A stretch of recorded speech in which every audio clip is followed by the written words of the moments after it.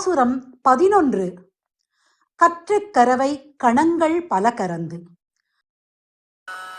கற்று கரவை கணங்கள் பல கரந்து.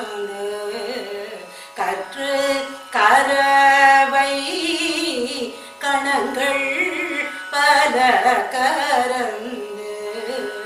செற்றார் திரளழிய சென்று சென்று செய்யும். செற்றார் திரளழிய சென்று சென்று செய்யும். குற்றம் ஒன்றில்லாத கோவலர்தம் பொற்கொடியே. குற்றம் ஒன்றில்லாத கோவலர்தம் பொற்கொடியே. புற்றரவல் குல் புனமயிலே போதராய் சுற்றத்து தோழிமார் எல்லாரும் வந்து நின்று. சுற்றத்து தோழிமார் எல்லாரும் வந்து நின். முற்றம் புகுந்து முகில் வண்ணன் பேர் பாட. சிற்றாதே பேசாதே செல்வ பிள்ளாட்டி நீ.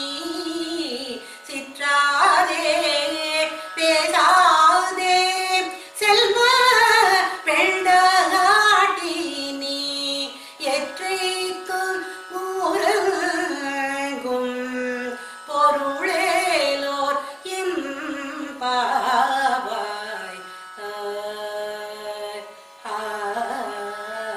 திருப்பாவை பாசுரம் 11.